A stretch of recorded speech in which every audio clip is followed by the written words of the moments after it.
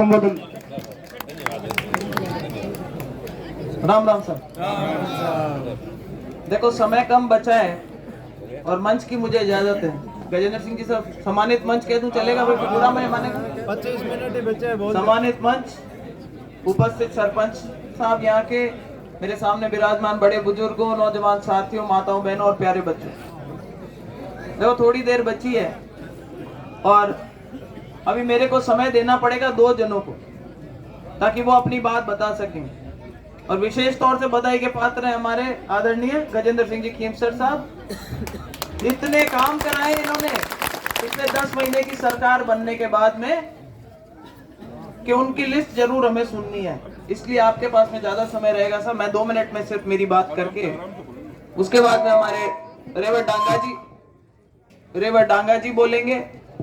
तो भाई मैं ज्यादा लंबा कोई भाषण नहीं देते हुए, आजकल क्या होता है कि सोशल मीडिया का जमाना है तो भाषण तो किसी ना कहीं टेप रखे होते हैं ना, वो सारे सुन लेते हैं, तो सारी बातें सुनी भी अपनी। बहुत थोड़ा सा टाइम बचा है आचार संहिता के अंदर अभी इलेक्शन साइलेंस होने में।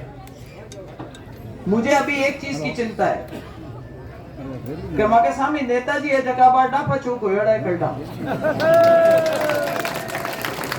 तो मैं कहीं 3-4 दिनों जगह बयान आ रही है, मन थोड़ी चिंता हुई कि बन ध्यान पड़ गई कि भैया भाई चुनाव तो गयो आतो और भाई अनशन बयान देवे तो भाई एन की स्थिति में माहौल बिगाड़न को भी प्रयास कर सके, ये बात की सावचेत आपने राख कोई न मत करो यार, चूचाड़ो करतो रहेगा।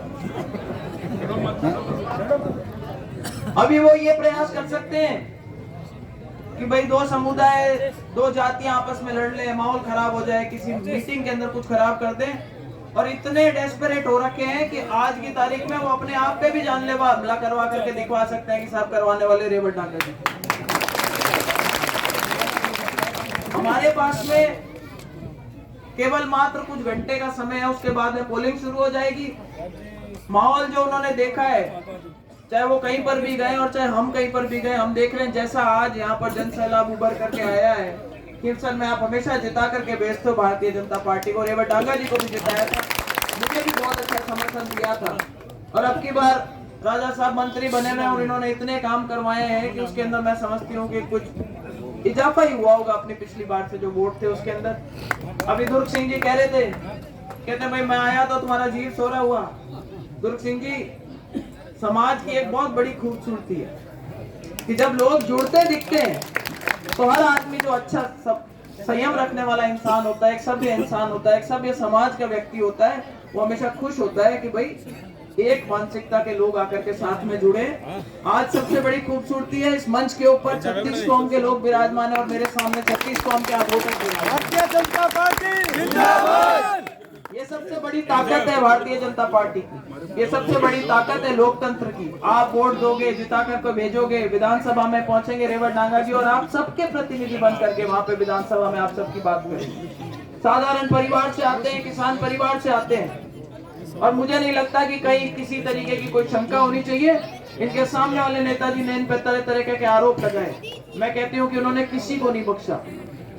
उनको समाज की बेटियों का कभी उनका सम्मान नहीं कर सके, समाज के जो बुजुर्ग थे उनका सम्मान नहीं कर सके, दूसरे समाज थे उनका सम्मान नहीं कर सके, अपने कार्यकर्ताओं का सम्मान नहीं कर सके। जब तक पंचायत समिति के टिकट देने थे तब तक तो रेवत डांगा जी और जगदीश जी ठीक थे, लेकिन जब प्रधानी की बात आई तो उनको लग रहा था कि ये ठीक नहीं है। जब ये प्रधानी का टिकट मांगने लगे तो उनको मना किया, ये छोड़ करके चले गए। रेवत डांगा जी बहुत मुश्किल से आए, उनको तब भी लग रहा था कि शायद नेताजी मान जाएंगे, पर इनको भी काटा पींच रखा। और अब किस तरीके के बयान दे रहे हैं, ये रेवत डांगा जी है, ये मेरे कपड़े इस्त्री कराया करते थे, मेरे बूट पॉलिश किया करते थे, मेरे पानी की बाल्टियां भरा करते थे और बोलते हैं कि भाई नाचने की बारी आएगी तो इनको नचा लो, पैसा कमाना है तो नचा लेंगे। मिर्ची बड़े में बिक जाते थे। मतलब कितनी आदमी की गिरावट आ जाए, मंच पर बात करो, आप उनसे बात करो, सभ्य बात करो। आप प्रधान रहे हुए हैं, आज एक हिंदुस्तान की क्या दुनिया की सबसे बड़ी पार्टी के अंदर दूसरी बार अगर प्रत्याशी बना करके आप लोगों के बीच में भेजा है तो वो आप लोगों के सर्वे के आधार पर भेजा है। आज जाओ कहीं जाते अपन देखते हैं कि पॉपुलर है बहुत ज्यादा, हर आदमी चाहता है कि भाई सरल स्वभाव के आदमी और ये जीत करके विधानसभा में पहुंचे, ऐसी मानसिकता है सबकी। और उसके बाद में अभी राजा साहब एक उन्होंने एक बयान दिया जो मुझे बड़ा अजीब लगा और इसको आपको भी समझना पड़ेगा। बोले कहीं हुई मैं दिल्ली में बैठू जना दिल्ली का बीजेपी का जगह नेता बहु हाथ मिला ले जना पीछे पानी काट दूंगा। मुझे एक बात बताओ कि दिल्ली के नेता क्यों आपसे करेंगे ऐसी सांठगांठ? वो जमाने लद गए, दुकान खाली है, शटर डाउन है, अब बची कुछ 13 तारीख को जनता क्या बोलते हैं, मैं असली जलवा दिखाऊंगा 13 तारीख के बाद कि 13 और 23 के बीच में देखना रिचपाल मिर्धा जी और जगदीश जी के लिए सबसे विशेष तौर से पीछे पड़े हुए। अरे क्या दिखाओगे? 2008 से तो मुझे देख रहे हो, आप कहाँ गई? यही खड़ी आपके सामने।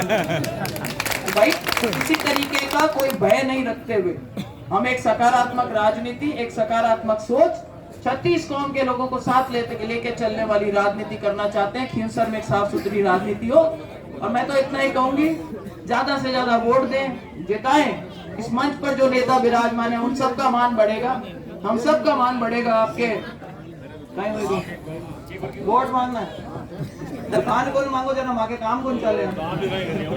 ऐसी का फोटो ने ढकाऊं को और प्रयास करे कह 3 मूर्तियां लगाऊं अंबेडकर जी की, 3 मूर्तियां। जल्दी याद आया भाई, बहुत जल्दी याद आया। पूछो इन नेताजी से, मैं मेरे एससी के भाइयों से पूछना चाहती हूँ, पूछना कोई सामने खड़े होके कि क्या 2 फरवरी 2011 में आपने कोई ऐसा पत्र लिखा था सरकार में जिसमें आपने कहा था कि एससी के लिए जो आरक्षण है वो खत्म कर दिया जाए? और उसके बाद वो जवाब दे तब बताना मुझे। ये उनकी असलियत है, ये उनका असली चेहरा है। ऐसा कोई सगा नहीं जिसको उसने सगा नहीं। तो इस बात को याद रखना है। जो अपनी पत्नी उनकी एक भाषण में बोले, वो बोले कहती है कि भाई मैंने कहा ना, मैंने कहा बच्चों का देखभाल कौन करेगा? तो बोले कोई नहीं, बुआ जी को फ्री कर रखा है, बच्चे वो पाल देंगे। उन्होंने तो अपने बच्चे भी मेरे पास में छोड़ने की बात कर दी। राजनीति इतना डाफा चूक करती है आदमी को। तो भाई अपने को ज्यादा से ज्यादा वोट देने, 13 तारीख को अपने वोट पीछे नहीं रह जाए। बीजेपी के अंदर एक ही कमी है कि अपना वोट जो है वो निकल करके बहुत दूर जा करके कास्ट होता है। तो अपने पोलिंग परसेंटेज पे ध्यान दे देना, जम के वोट दोगे। मेरा मानना है कि बढ़िया 25-30 हजार वोटों की जीत भी निकल सकती है। इसी बात को आपको कहते हैं धन्यवाद। एक जोरदार जयकारा लगाएंगे, बोलो भारत माता की।